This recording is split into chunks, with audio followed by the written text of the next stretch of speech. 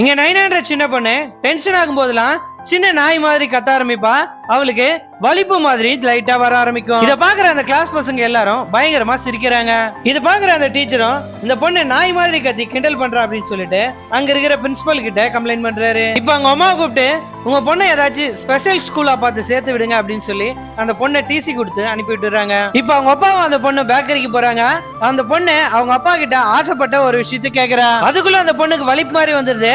அந்த பொண்ணு நாய் மாதிரி கத்ததுனால அந்த பொண்ணுக்கு பிடிக்காத மாதிரி வேற ஒரு ஐட்டு தான் அவங்க அப்பா வாங்கி கொடுத்துறாரு. இந்த மாதிரி அடிக்கடி நடக்கிறதுனால அந்த பொண்ணு ரொம்ப வருத்தப்பட்டு பாத்ரூம்ல போயிட்டு டிஷ்யூ பேப்பர் வாயில வச்சுட்டு பயங்கரமா அழுதுட்டு இருக்கா. இப்ப நைனாவும் வளர்ந்துறா.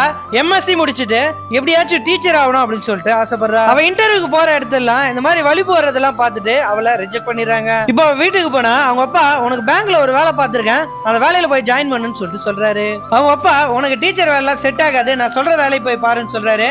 இப்பயாச்சும் எனக்கு பிடிச்சதை பண்ண விடுங்க அப்படின்னு சொல்லிட்டு கேக்குறா. சொல்லிட்டு இருக்கும் போது மும்பைல இருக்க பெரிய ஸ்கூல்ல இருந்து இவளுக்கு வேலை கிடைச்சிருக்கு அப்படின்னு சொல்லிட்டு ஒரு கால் வருது. இதை கேட்ட உடனே எல்லாரும் ரொம்ப சந்தோஷப்படுறாங்க. இவளும் அந்த ஸ்கூலுக்கு கிளம்பி போறா. எனக்கு மிட் டேர்முக்கு அர்ஜென்ட்டா ஒரு டீச்சர் தேவைப்படுறாங்க, பசங்க கொஞ்சம் அராத்தா இருப்பாங்க, அதெல்லாம் நீங்க அட்ஜஸ்ட் பண்ணி பாத்துக்கணும் அப்படின்னு சொல்லிட்டு சொல்றாங்க. இவங்களும் நர்வஸ் ஆகி நாய் மாதிரி கத்த ஆரம்பிக்கிறாங்க. அதை பாக்குற அவங்களும் நீங்க கிளாஸ்லாம் எடுத்து சமாளிப்பீங்களா அப்படின்னு சொல்லிட்டு கேக்குறாங்க. நான் ஸ்கூல் படிக்கும் போது என்ன 12 ஸ்கூல்ல ரிஜெக்ட் பண்ணாங்க, நான் இப்ப வேலைக்காக வந்திருக்கிற இந்த ஸ்கூல்ல மட்டும் தான் எனக்கு அட்மிஷன் கொடுத்தாங்க, அதனால கண்டிப்பா இந்த ஸ்கூலுக்காக நான் என்னோட பெஸ்ட் கொடுப்பேன்னு சொல்லிட்டு சொல்றா. இப்போ இவ கிளாஸ் எடுக்க வேண்டிய 9F கிளாஸ் ரூமுக்கு இவளை கூட்டு போறாங்க. அங்க போனா ஒரு பசங்களை கூட கிளாஸ் ரூம்ல காணோம். பார்த்தா எல்லா பசங்களும் கிளாஸ் ரூம்ல இல்லாம ஆடிட்டோரியத்துல உட்காந்து அரட்டை அடிச்சிட்டு இருக்காங்க.